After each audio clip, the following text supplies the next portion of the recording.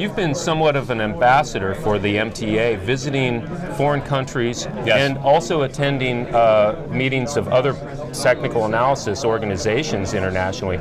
Can you tell us a little bit about what you're seeing in the growth of technical analysis in foreign countries? Absolutely. I think you see it a lot with the evolution of the MTA and how it's become more of a global organization than it never has been before.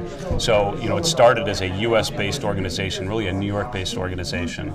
Now we have over 4,300 members, over 80 countries around the world. And in terms of our current membership, about 60% is in the US, but 40% is outside the US. Our new members, the people that join every year, over 2/3 of them are from outside the US. So that's definitely where the growth of the organization is happening. And so I think we've learned that we need to retool the organization and make sure we're focused on that demographic and the fact that much of our membership is outside the US.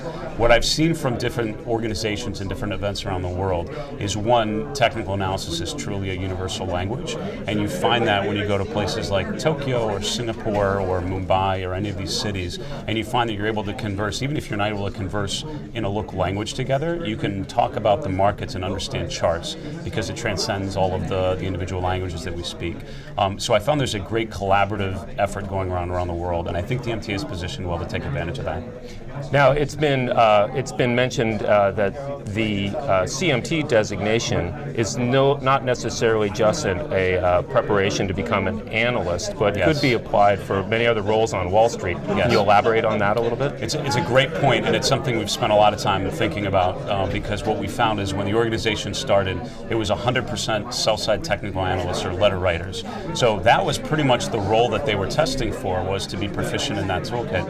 What we found now when we did our most recent member survey is it's about 10% or a little less that are technical analysts. 90% of our members are doing some other role. So they're a fundamental analyst that uses technical analysis, or they're a money manager and they use charts as part of the process, or they're a broker or a trader or some sort of other role.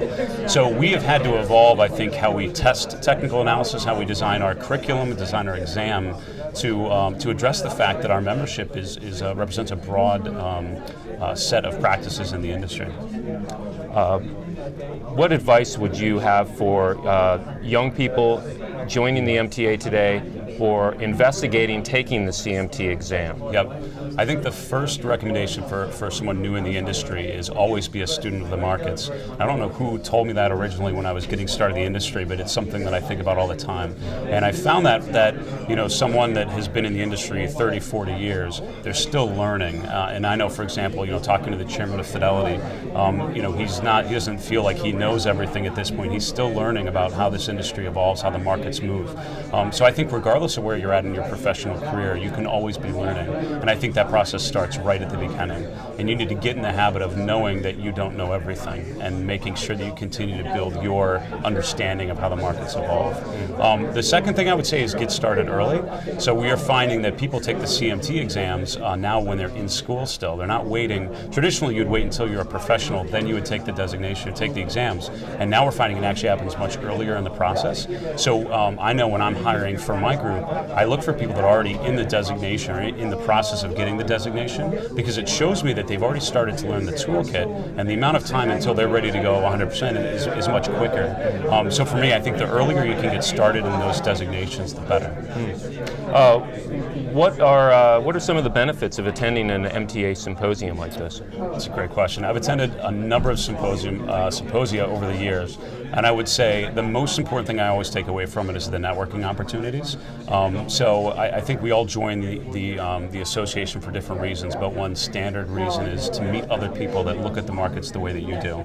So I think the first thing is just meeting others that are analysts or money managers and understanding how they apply technical analysis in their investing. And I've always left with lists of things to follow up on. It's ideas I want to dig in deeper or research I want to get into, and it's helped me to evolve my own process over time. The second thing you get out of these events is just it challenges your preconceived notions of how the markets operate. One of those is there's always something new. There's always new developments in technical analysis, whether it's with technology or new techniques, new ways of handling the market environment. So I've often gone back to the office with ideas of the next steps I want to take in this journey of broadening my understanding.